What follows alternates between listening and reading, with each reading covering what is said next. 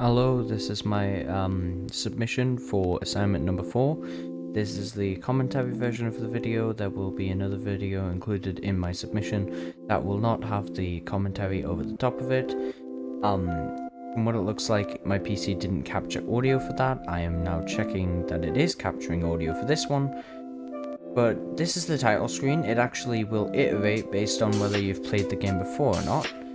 There's an options menu with a volume slider that does actually affect all the sounds in the game. Got new game, load game won't work unless there's been a game before. Quick game does what it does. I don't think I need to explain that.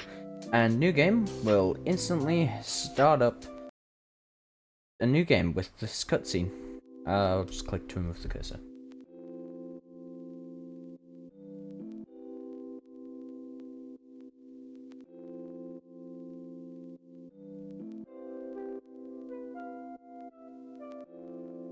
So the opening cutscene was done entirely in Unreal Engine, using just like an event graph and everything. This is the tutorial stage. So as you can see, the text at the bottom speaks the controls. You can actually use a controller in this game. It is fully optimized for controllers and everything. So the text changes when stuff happens. It's like when you see the question mark. All of the characters in the game have, I'd say, voice acting, which is really just me with a lot of like voice distortion filters with Audacity. All the music, sound effects, and also any sort of sound related things, unless otherwise stated, are actually fully created for this project. The music was done by Luke, my partner on the project, and most of the sound effects were done by me, I'd like to say. You're pressing E here to obviously talk to the nerd rat. The picture, what it's running off is a widget blueprint, which is completely like dynamic, so it can change based on whatever whatever character is speaking.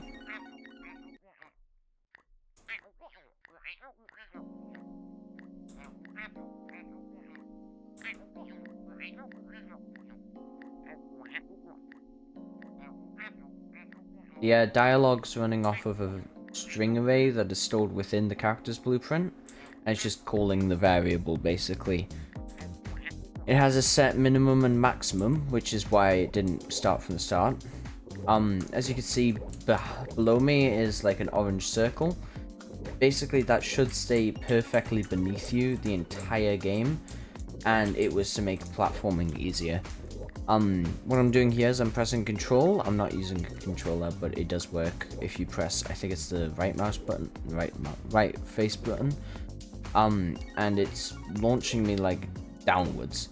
And it also toggles the visibility of a skeletal mesh, which is that spinning circle you see there. You can die, I will show that off.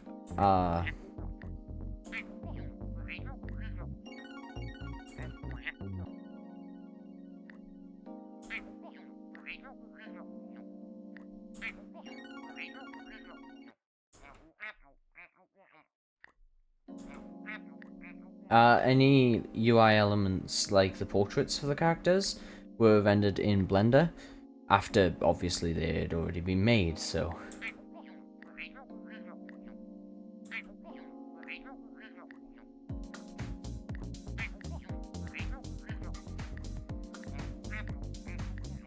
This was meant to introduce the idea of caged rats.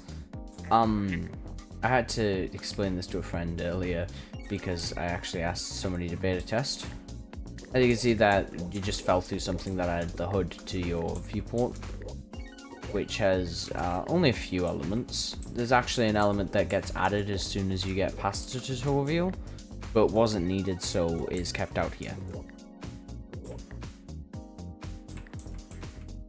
The main idea of this game is platforming via building verticality, so anything you can do easier if you just press control a few times and such.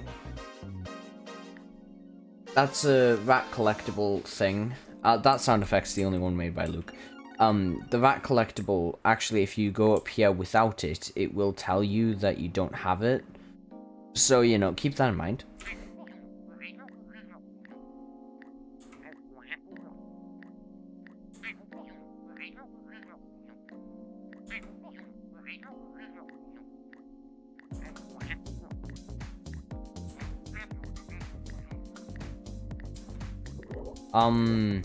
All of the meshes in this game were completely modeled, by me and Luke.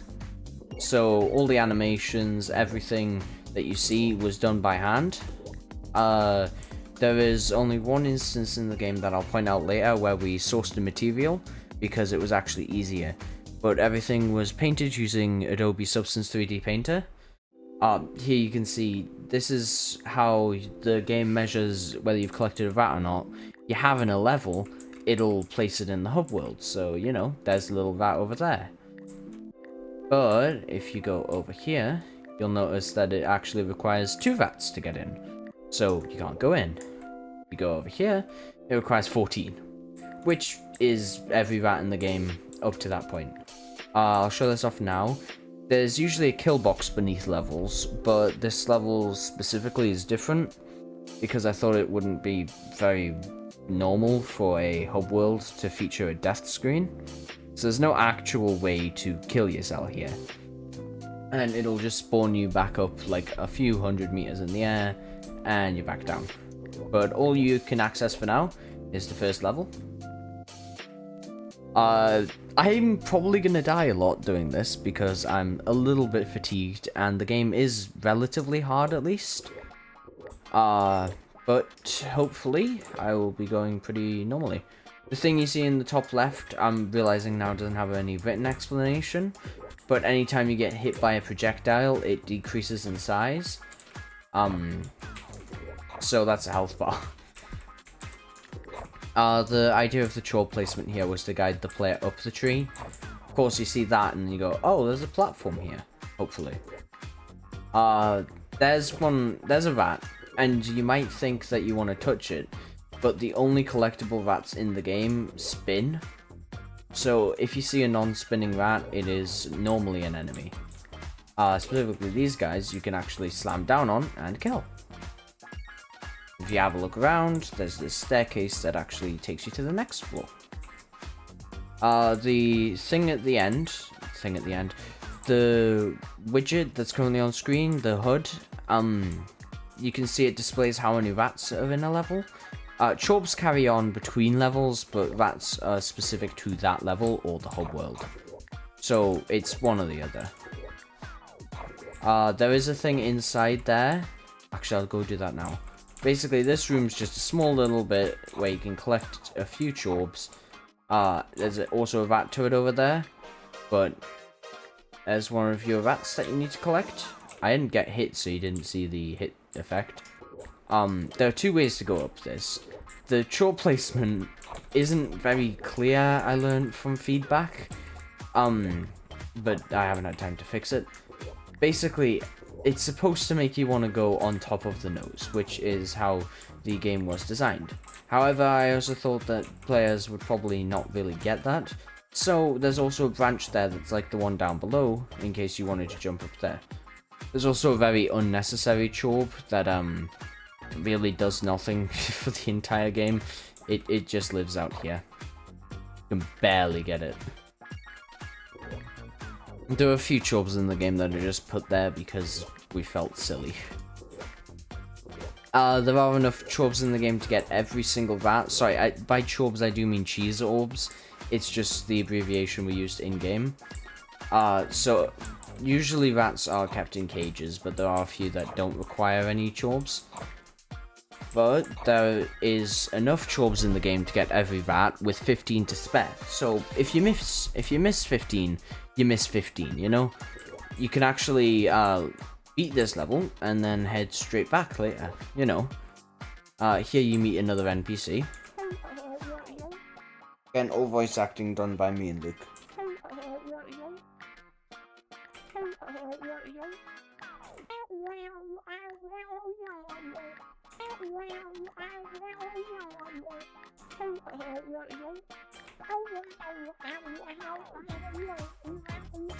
So, what that's done is it has given us the ability of glide, which is one of 2 unlockable abilities in this game.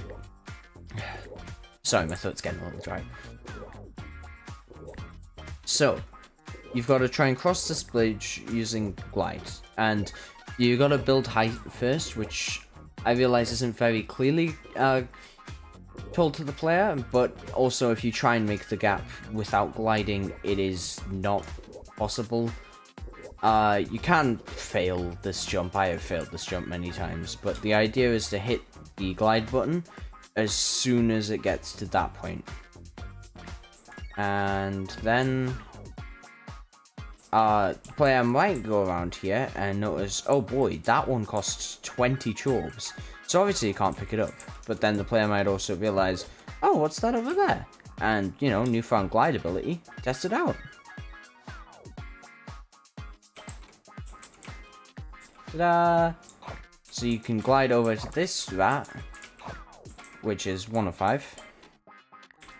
As demonstrated in the top corner, obviously. Most things in the game were coded to be modular, so like any chorb can be placed anywhere. They've all got text IDs, which is how the game knows whether, when you die and it reloads the level, whether a rat has been collected or a chorb has been collected, which is done at the very start of the level. The check is done at the very start of the level. I'm gonna quickly go inside the tree here, because we thought, oh, 2 trees, and we both really liked wispy woods, so we used that as some inspiration here. So you can climb up this one. It's a way longer inside. Obviously there's some enemies to defeat. These guys are rat doctors who want to make you so clean you die, because we thought, what's a slime's probably natural weakness? Soap, right? Oh, that's not supposed to happen. Ignoring that, which is definitely an intended feature, we have now, we could leave here, which I am actually going to do, or we could scale back up and get the final few chorbs and such. But I want to show something else off later, so we just head off now.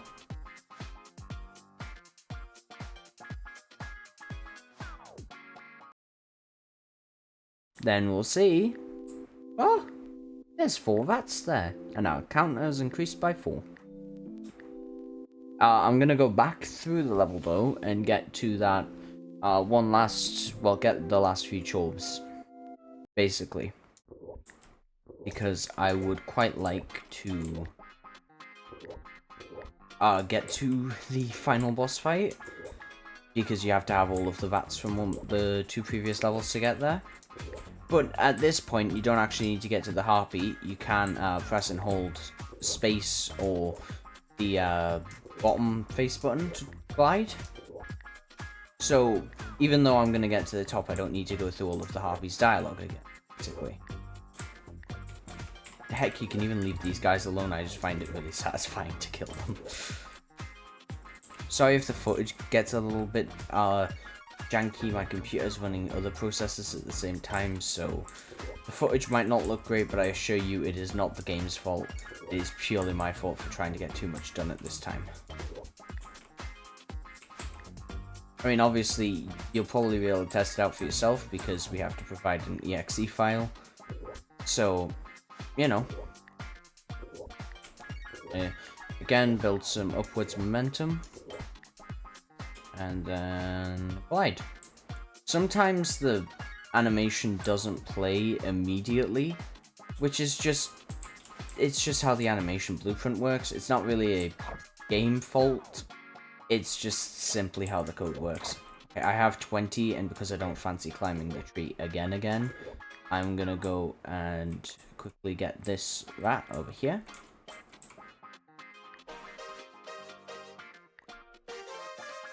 Ta-da! That is 5 out of 5 rats. So I'm gonna grab the last few chorbs just because I can. I will be getting all of them in the game. It's just I also want to make sure that all of them are collected on video, so that this is played to somebody from BTech, for example, they can use my video to also walk through and find all of the hidden like things. So here are 2 tree branches. That is how you'd get back up if you like fell down and such. But if I grab this one, that's actually all the collectibles, and the launchpad is right there. But we can also use the pause menu, which of course has resume game, go to hub, or quit game, which just outright quits. So if I click go to hub, it'll instantly take me back to the hub level. And now, if we approach the launchpad, you'll see that, yeah, still need 14 rats, so can't do much there. But we can now access level 2. If you're doing your maths, as we're going, you'll notice that there's 8 rats left to get. Some of these jobs can be a little bit finicky to get, but they are all obtainable. Again, I'm gonna try and get all of them to just simply for completion's sake, honestly.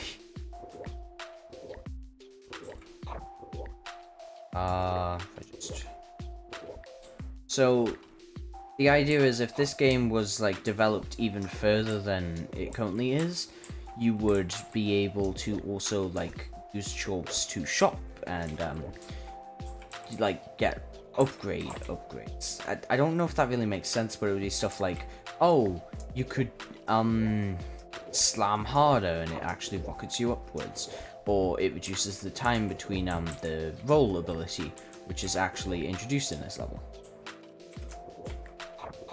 These guys take 3 hits to kill. Those are turrets. They work by 2 blueprints, one which is controlling the head, and did that just kill? Yeah. Honestly, my own fault. I really shouldn't have collected the vat while there were enemies around, but at the same time, you know, let's see how that could be inconvenient. There is also a kill box that you'll probably see, because I guarantee you I'm going to fail at least 1 jump while I'm playing through this. The rat turrets can only look so far upwards and downwards, so there is a way to avoid them, but usually once they've seen you, it's pretty damn hard to like get them to stop seeing you. And there we go, dealt with them. See, now you'd go and collect the vat, but I'm just a little bit silly today and I didn't. These tree models were made by Luke and textured by Luke, which is really cool. We were aiming for the PlayStation 1 art style, which is why everything's like squares and triangles and stuff like that. So nothing that was that high polygon, basically. If I go over here, there's another one of these rat doctors to kill, but another 4 chorbs. Oh my goodness, thank you so much. This next bit I'm not actually gonna unlock the ability just yet. I'm gonna kill everything and then I'm gonna quickly just jump off. First of all, to show that the kill box works. Second of all, because I actually need to get the chorbs that were on the other route. There's a diverging path, and it's pretty much impossible to make it back up. So ideally you would do 2 playthroughs of the level to make it last longer. But you only really need to do 1. Okay, that is all the collectibles. Like I said, I'm just gonna chuck myself off the edge of the world. There's actually a special blueprint for this that, yeah, creates like a ragdoll that'll fall for you. It's affected by all physics, which also means that it can be shot, which can make for some pretty hilarious visuals, honestly. I'm gonna go the other route now because all the chorbs have been collected over there.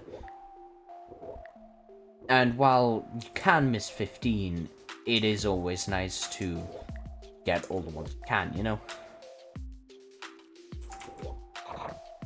2, 3. These ones can be annoying because they require a lot of building height. Quite a lot of the collecting in this game requires building height, which can be annoying, but at the same time, it's pretty fun. The level in this music? The music in this level is actually pretty special as well, because there isn't just 1 track like every other level in the game. It actually uses 2 tracks. One for when you're in this little outside level, and one for when you get inside the big castle over there. It actually has a giant golden roof, which, as I said before, is the only the only model that we didn't create the the textures for. God, I cannot stop tripping up on my words. I'm so sorry. So yeah, and you might recognize this platform from earlier, at least I hope you would. And when you go on it, it's the harpy.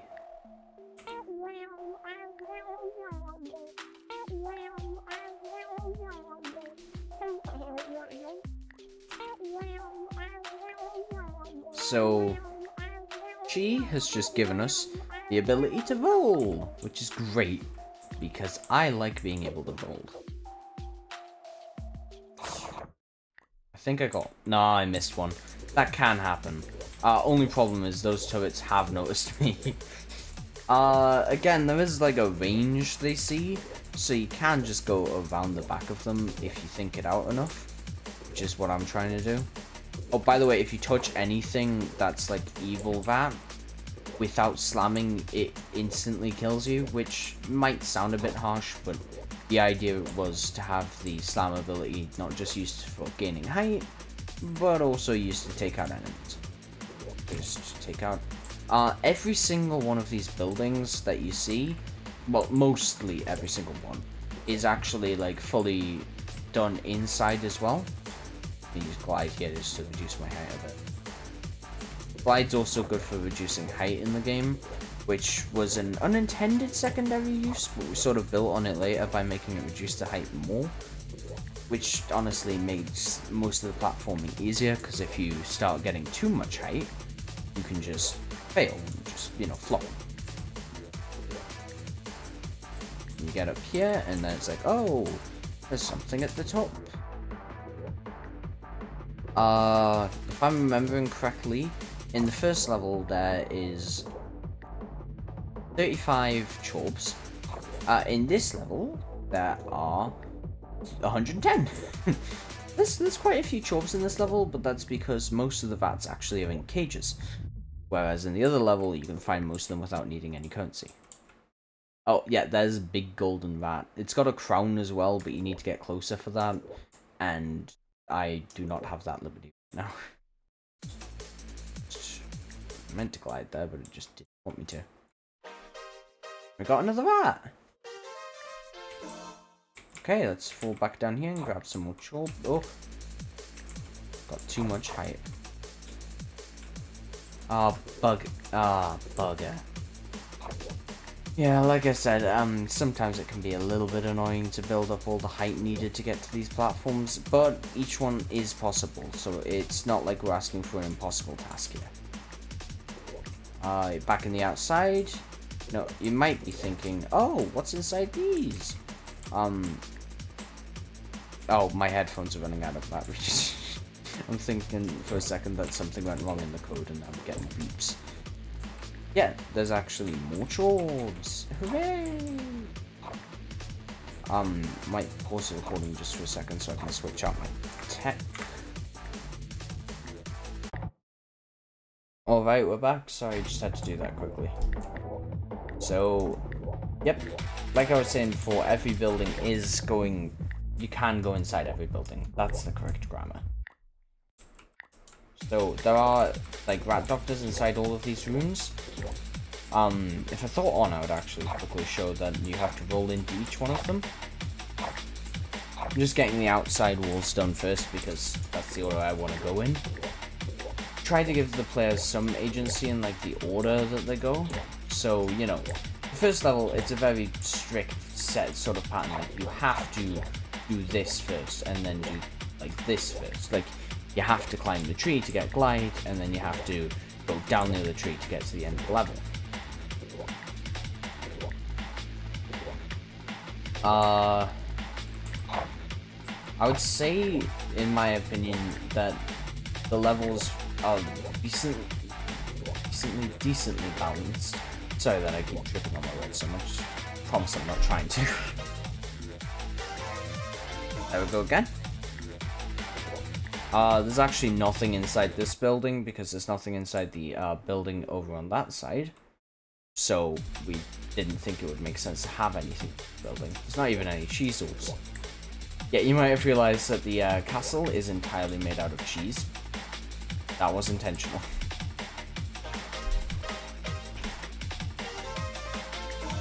We just thought it would be funny, to be honest with you. I was trying to think of some cooler reason to say, but we thought that, honestly, if you're making a level based around, like, a castle, it would be way funnier to just have a big old cheese hole. Oh, wait, no, that's spoiling it. The next room that I'm gonna go in can get a bit buggy at times, so, you might have to, oh. Wait a second, oh, I did actually get it. Yeah, yeah, the camera doesn't work properly sometimes in this room, as you can see. I could not figure out why that happened before, and I couldn't tell you now, so it just sort of stays like that. It's the one bug that I'm aware of, and if I had more time with this project, I would definitely fix that first, because that is downright the most annoying thing. If you, as soon as you start rolling, any enemies that run in, you will die, which is a nice, side effect. Okay, there should just be this little hovel left to do. I think there's a rat in there. Oh, well, if there is, it's incredibly well hidden. So again, it is a lot of, building up momentum and trying to get up high. Because, to be honest, it wouldn't really make sense for speed in a game where you can't stop bouncing. Well, unless you're rolling. That was the main idea of this game, by the way. It was, cannot stop bouncing. Also, you may have noticed the sphere inside the main character's chest. The main character's called Grunge. It has grown every time that we've gotten a chorb. It is actually a mini chorb. We wanted a visual representation of every time that somebody picked up, like, one of these items. And obviously with the rats, you can't really have just a bunch of rats following them, because that would require a lot of hitbox things, and they just clip through walls in all honesty. Hey, that is the... accidentally got dropped back in here. That is the last one that we actually need before going into the main building. To the front door for, because we're being polite. And as you can see, big chorb. We did think about putting something behind the stairs, but currently there's nothing. Yeah, this is a funny chorb, because you collect it like every other thing in the game. Which honestly just made the inclusion funnier, because they really just did. You can't take damage from turret projectiles while you're collecting things. So while these little things like the rat doctors can kill you in that state, you can't be killed by a turret, because we found that very unfair. The aim was to make the game difficult, but not completely unbeatable, which was kind of a struggle, especially with the boss fight that's coming up. Damn, that was pretty tough. I'll try and explain the intended solution behind it when we get to the boss battle, because I feel like that... Sorry that it keeps doing that. Sometimes the camera just breaks itself. This isn't looking very good, to be honest with you. I'm quite proud of what we've done, but to put it bluntly, if there was a lot more time, there are some very, very minor bugs, like that camera sometimes going in the wall, that I'd like to try and fix. But it's kind of hard to do with the time we were given. So that's actually everything done. And you may be wondering, oh, there was no launch pad in there to take you to the next level. That's actually because you'd have to go behind here. I hope that players would just be able to find this by natural exploration, because if you get to the top of one of those towers, you'd likely spot it and realize that, oh, hey, it's a launch pad. But alternatively, you could just do some scrounging. Or, heck, you can press the go back to hub button. We just wanted to make sure that there was definitely a way to get there natural. Now, we have 14 out of 15 rounds, which is exactly what we need. These guys are all just lined up. It's kind of funny to just watch it spin, but it was a visual indicator and also a way for the code to work. And this is the final level that we're heading into, which is actually the boss fight. But before that, we tried to do a little bit of a misdirect. As you can see, it comes up with 0 out of 1 rats, and oh, lo and behold, there's actually a rat here. Oh boy, I wonder if that's the collectible. That's a little bit quiet. I did turn down the volume when I started playing.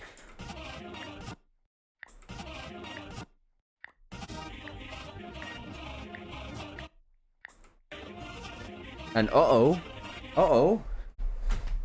gotten sent somewhere else. Oh, he's in a mech? The intended solution for this phase is to just stay in the center. It would be a bit unfair to do, well, to do it dirty. So here we are, and you're supposed to roll at the troll at the back. That's what the widget tells you. And then you're just gonna start firing those bigger ones at you. The idea is this circle is actually the perfect length to be able to literally just bounce up and down alongside. So basically, if you gain enough height and you keep momentum, those big ones will never hit you. But you also can't stop moving. This is basically a stage intended to teach the player this specific idea before the final phase happens, which is definitely the hardest. I have tried to do the hitless runs for like this before, but usually it always fails a little bit. Mal Cox, the bat there, will always say that line when he goes down, which we put in because we thought, oh, it wouldn't be fair to just expect people to like see him go down. So he always says that line so you know, oh, hey, let's go around the back.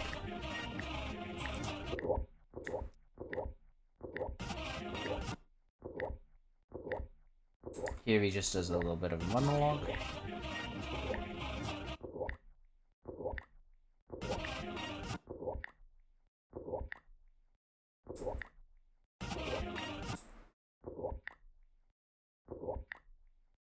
So currently I haven't been hit, but that's probably about to change. Actually, we made it easier because this stage was very, very hard, and it's probably not nice to do that to people. So, any projectiles, this becomes more of a bullet hell. How long do you play it, which is funny. Basically, all the projectiles do half the damage they usually would do. So they're all going to do 0.5 units of health damage. The idea of this stage was these turrets at the end, most of them can always see you and will always fire projectiles. But if you followed the advice from earlier and just sort of, you know, keep moving, because he will be firing big projectiles, so you have to keep moving. But unfortunately that is also going to cause the bullets to keep moving at you from various directions. You can't just stay still. Which is sort of where the bullet hell comes from, you know? There's that many projectiles that you don't care of, and you can tank a few hits, but it's not safe to just like completely zone out. The time to impact is pretty accurate. I think sometimes it can be off by a second because of how Unreal calculates physics, which is quite sad. I will show that later. Actually, I could just show that now, but that would probably save a bit of time. The phase is only completable if you go at him the first time that he gets downed, otherwise you sort of run out of time. You might notice that by the time it takes to get past this phase. If I were to look out, you wouldn't see too much of a difference, but I assure you there is quite a considerable difference. Oh god, I'm getting absolutely old. Might not be able to show you this yet, honestly.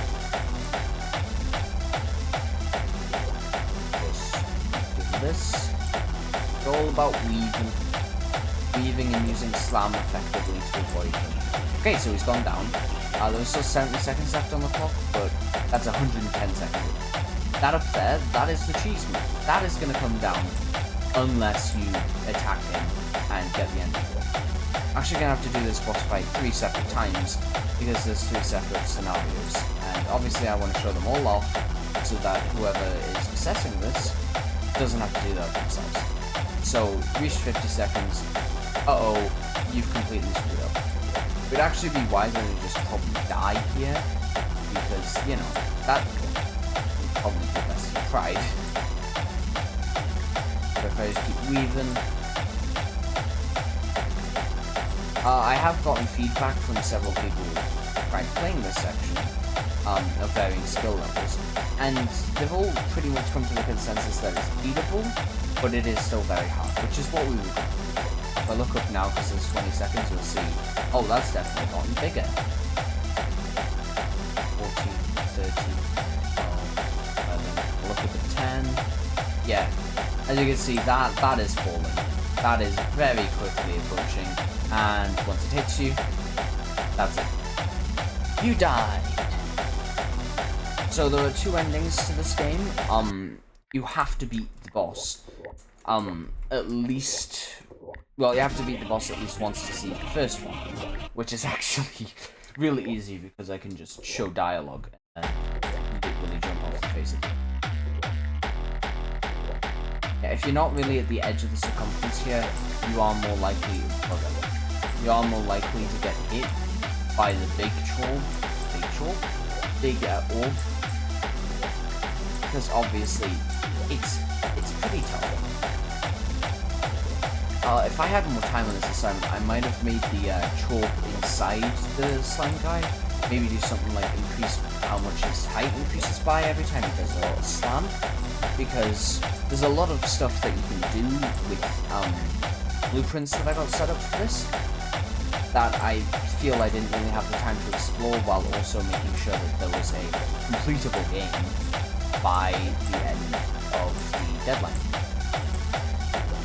So there's quite a lot that I think will be in the written reflection that I have made.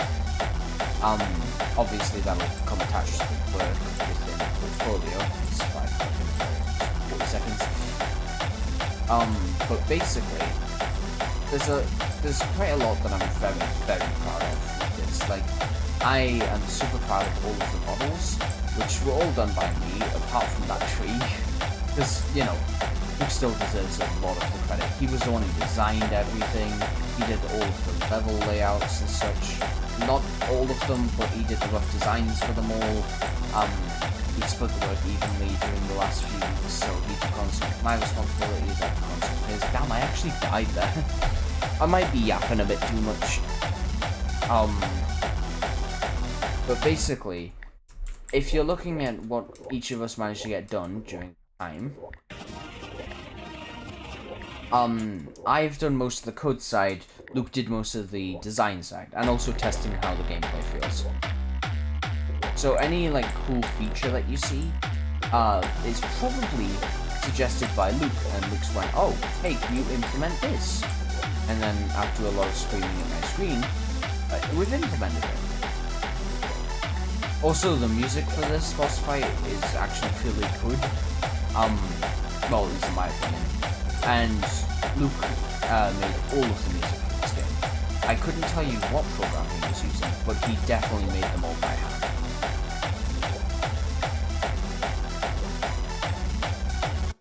To try and stop talking so much so I can focus on actually getting this done.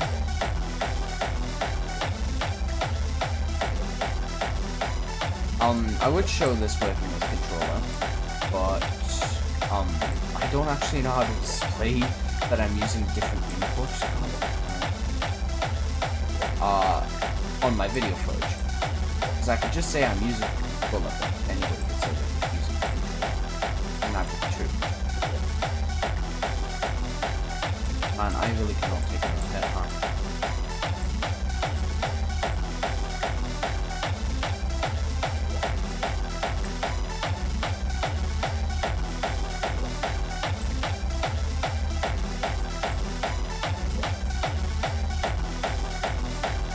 Couldn't really tell you about the music direction for the game.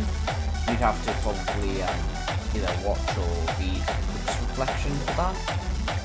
But I can tell them really damn good tracks.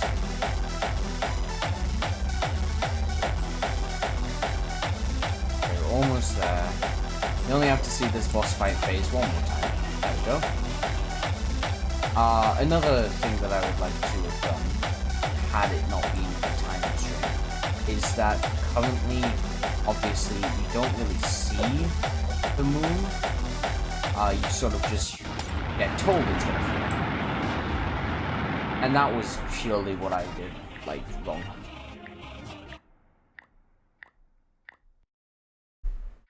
And here you are, the final stage. So if we talk to Nerd Rat here.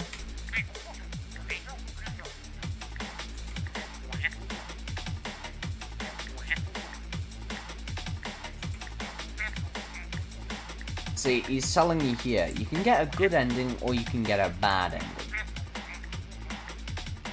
So, I'm just going to demonstrate the bad ending because I'm replaying this anyway. Actually, no, I'll get the good ending first because then I can show off another feature alongside of it. Basically, this is just a quick little platforming section you can do. Probably just to make yourself feel better, honestly.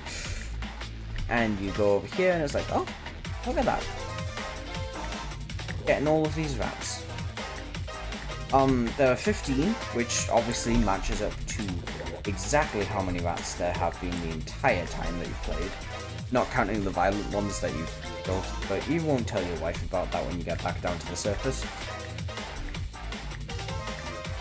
Another thing I would have done if I had more time was, a huge inspiration for this game's, like, design was Spyro the Dragon, like the original PlayStation games. And me and Luke both agreed that it would have been cool if we had more time, if we could have given each rat like a unique little accessory or a name or something like that. Or heck, even just like a little voice line like, "Thank you for rescuing," like the olden games, stuff like that. I said olden like olden games. That's a bit silly. Because right now, it's not easy to distinguish which rat is which. Like, it would have been cooler if we could have made them full characters instead of just rats. But that would have taken way more time than what we had. So this did a pretty good job. Oh, I have now just realized I won't be able to show the bad ending, so I might have to just boot up Unreal Engine, because it does save your progress. That was a little oversight in my direction. Whoops, it does. Let's see if the debug key is still open. That's actually Rat Malcarx. The blueprint didn't transfer over, sadly. But yeah, Malcarx is just there. And you got the good ending. Your wife is happy. There is a lot of rats around here. Thank you for playing, and you can go back to the title screen. And there's a cool little thing here, which is actually, if you go back to your hub world, not only do you have 15 out of 15 rats, but he'll be sitting here. This doesn't stop you from doing the boss fight again if you wanted to. Heck, you could replay all of the levels again, but you would have to do a thing. I'm just gonna keep recording because honestly, I'm honestly quite sad that that worked out the way it did. This is what would have happened if you had gotten the, come on, load. If you'd gotten the bad ending. So obviously, there are invisible walls around everywhere, so you can't really do anything but talk to the guy. Who apparently doesn't want to talk back to me. Never mind. And then you jump.